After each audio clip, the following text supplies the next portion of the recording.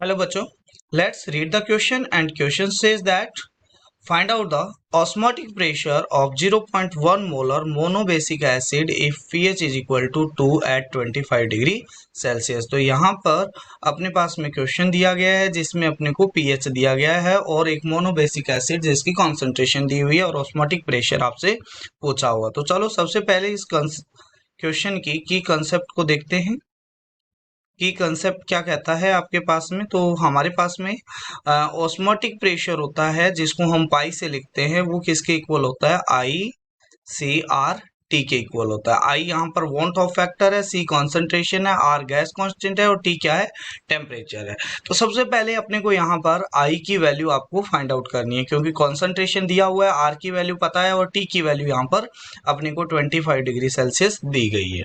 ठीक है, तो अपने को जो दिया गया है वो यहाँ पर है, कॉन्सेंट्रेशन दी गई है 0.1 और आर की वैल्यू अपने को पता है वो है आपके पास में 0.0821 एटीएम लीटर पर मोल पर केल्विन आपके पास ये है और कॉन्सेंट्रेशन मोलैरिटी में दी हुई है और टेम्परेचर दिया हुआ है 25 डिग्री सेल्सियस जो आपके पास में आ जाएगा 298 केल्विन के बराबर। तो यहाँ पर आई की वैल्यू दी हुई है। तो अपने पास में यहाँ पर है मोनोबेसिक एसिड। तो मोनोबेसिक एसिड वो होता है जो एक H प्लस देता है।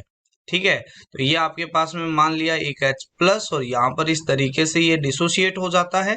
ठीक है, तो अगर ये डिसोसिएट हो जाता है, इसकी कॉन्सेंट्रेशन C है तो इनिशियली ये क्या हो जाएगा, जीरो हो जाएगा, T इक्वल टू जीरो पर, और T equal to T equilibrium time के ऊपर ये क्या हो जाएगा आपके पास में, टी इक्विलिब्रियम पर आपके पास आ जाएगा C माइनस सी अल्फा और ये आ जाएगा C अल्फा और ये भी आ जाएगा C अल्फा।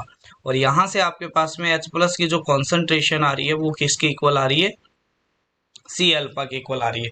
तो यहाँ से हमारे पास में वैल्यू निकलेगी अल्फा की और अल्फा की हेल्प से अपने क्या निकालेंगे, आई निकालेंगे। तो हमारे पास में यहाँ पर पीएच भी दी गई है, कितनी, 2 दी गई है। तो इसका मतलब यहाँ से हो गया कि H प्लस की कॉन्सेंट्रेशन होती है वो क्या होती है, 10⁻⁻² के बराबर हो जाएगी क्योंकि हमें ये पता है कि pH इज इक्वल टू क्या होता है, minus log base 10 concentration of H plus है। तो जब इसको सॉल्व करेंगे तो हमारे पास ये वैल्यू आ जाएगी। तो इसकी वैल्यू हमारे पास में इसमें रख देते हैं। तो यहाँ पर H प्लस की जगह रखा 10⁻⁻², C की जगह रखा 0.1 और यहाँ से आया अल्फा। तो यहाँ से आपके पास में जो अल्फा की वैल्यू है वो आ जाएगी 10⁻⁻² डिवाइड बाई 0.1। तो ये आ जाएगा 0.1 के इक्वल, जो आपके पास में होता है अल्फा इज इक्वल टू 10% है।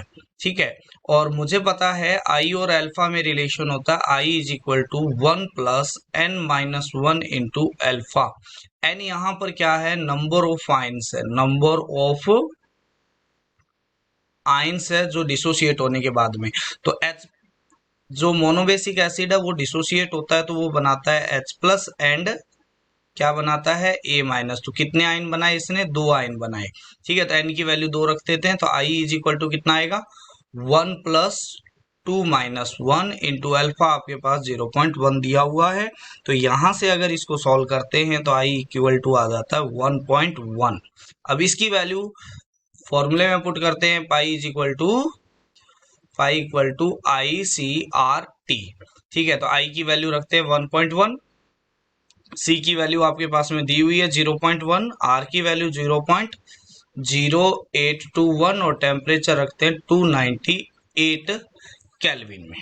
ठीक है, तो जब ये रखते हैं तो हमारे पास में जो इसको सॉल्व करने पर जो उत्तर आता है वो आता है 2.69 एटीएम। तो ऑस्मोटिक प्रेशर का जो मान है वो आ जाता है 2.69 एटीएम। तो जो आपके पास में दिया गया है किसके अंदर, ऑप्शन ए के अंदर। तो यहाँ पर ऑप्शन ए है वो करेक्ट हो जाएगा।